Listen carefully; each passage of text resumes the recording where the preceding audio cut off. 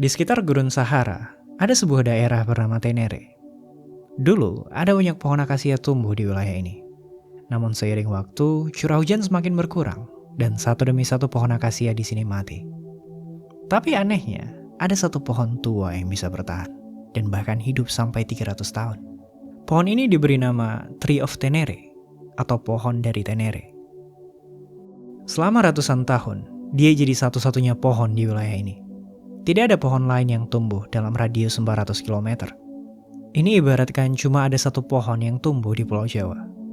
Entah bagaimana, pohon satu ini bisa bertahan dan bahkan mencapai tinggi sampai 3 meter. Membuat dia dijuluki pohon paling kesepian di dunia. Tapi karena tingginya yang mencolok di tengah gurun yang luas, pohon ini jadi satu-satunya petunjuk jalan di sana.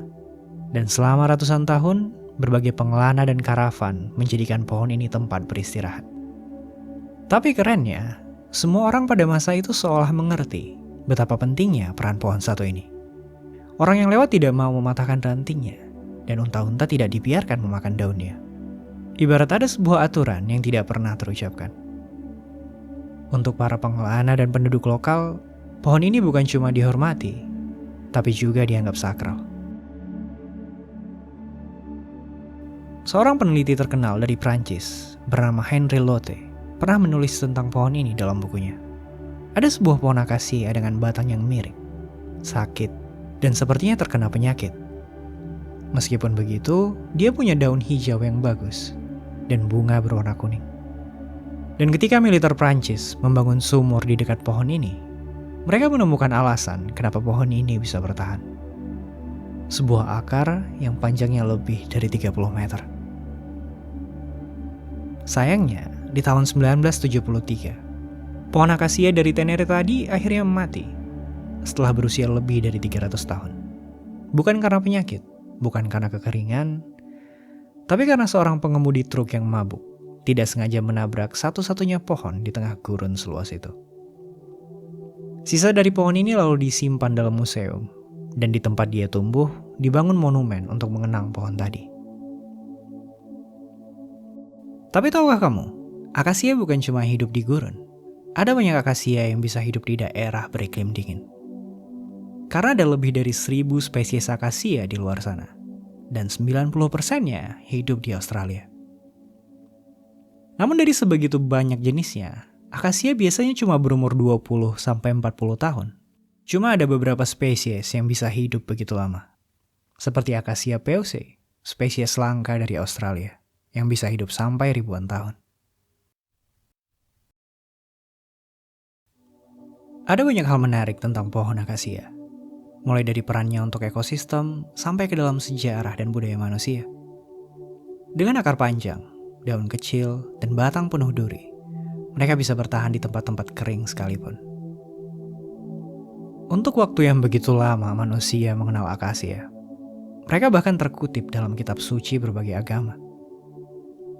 Di peradaban Mesir kuno, akasia dikenal karena kekuatan dan ketahanannya.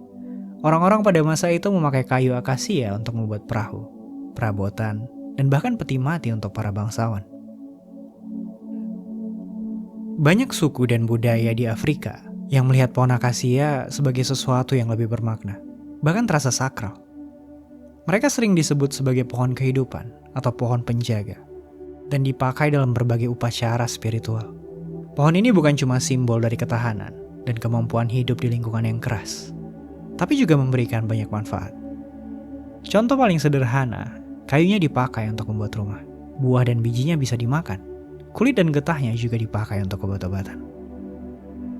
Di Australia, biji akasia dikenal sebagai wattle seed dan terkenal karena kandungan nutrisinya.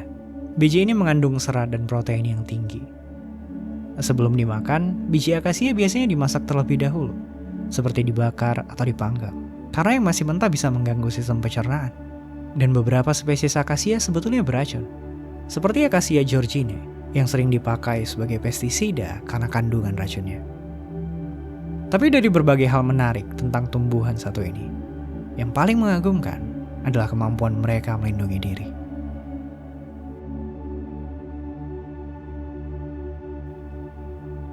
Hampir semua akasia yang hidup di Afrika dan Timur Tengah punya duri. Dan duri-duri ini bukan cuma melindungi mereka dari herbivora, tapi juga mengurangi penguapan, membuat mereka bisa mempertahankan air bahkan di iklim yang panas sekalipun. Beberapa spesies akasia juga punya kemampuan memproduksi tanin dalam jumlah besar, tepat sewaktu daunnya mulai dimakan oleh hewan. Tanin ini membuat daunnya jadi pahit, susah untuk dicerna, dan bahkan beracun. Mereka bisa mengirimkan sinyal ke akar sampai daunnya agar memproduksi tanin lebih banyak. Dan reaksi ini mulai muncul 5-10 menit setelah daunnya dimakan oleh hewan. Sebuah kemampuan menarik yang jarang ditemukan pada tumbuhan lain.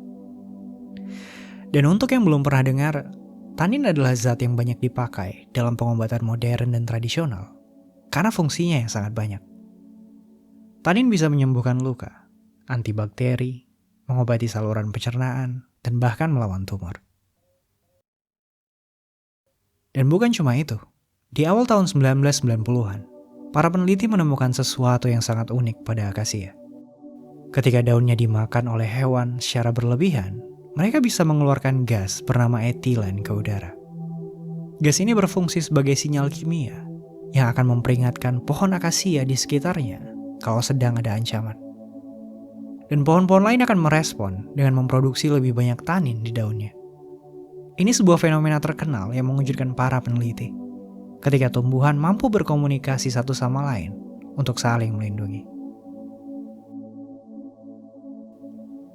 Namun dari semua kemampuan akasia untuk bertahan hidup, ada satu strategi yang mungkin paling menakutkan. Mereka bisa membuat makhluk lain kecanduan.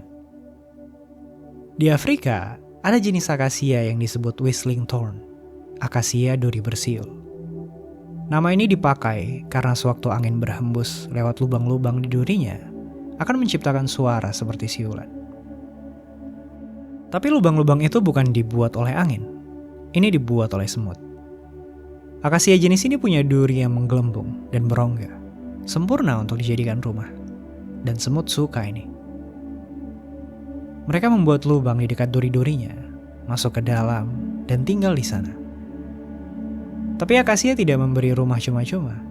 Sebagai gantinya, semut harus menjaga pohon ini seumur hidup mereka. Semut punya gigitan menyakitkan, dan jumlah mereka bisa mencapai ribuan di satu pohon. Bahkan jerapah dengan lidah yang tebal pun akan menghindar dari akasia yang dijaga semut. Tapi pertanyaannya, kenapa semut mau tinggal dan menjaga pohon ini seumur hidup mereka? Jawabannya terletak di bawah daun akasia. Di sana ada kelenjar kecil yang mengeluarkan cairan manis, yang disebut nektar ekstrafloral. Tapi nektar ini bukan untuk memancing serangga penyerbuk seperti lebah. Nektar ini khusus untuk semut. Dan yang membuatnya istimewa, nektar ini mengandung enzim yang membuat semut ketagihan. Penelitian menunjukkan, semut yang memakan nektar akasia tidak bisa lagi mencerna makanan dari sumber lain. Tubuh mereka berubah. Sistem pencernaan mereka beradaptasi hanya untuk nektar akasia. Mereka jadi ketergantungan sepenuhnya. Kalau semut meninggalkan pohon, mereka akan mati kelaparan. Dan kalau pohon ini mati, koloni semutnya juga akan mati. Akasia bukan cuma memberi rumah dan makanan. Dia membuat semut tidak bisa hidup tanpanya. Ini adalah simbiosis yang sempurna, atau bisa dibilang perbudakan yang sempurna. Tergantung dari sudut mana kita melihat. Semut mendapat tempat tinggal dan makanan. Akasia mendapat penjaga yang setia. Dan strategi ini berhasil. Akasia yang dijaga semut tumbuh lebih cepat, lebih sehat, dan bertahan lebih lama. Sementara akasia tanpa semut akan habis dimakan herbivora cuma dalam beberapa tahun.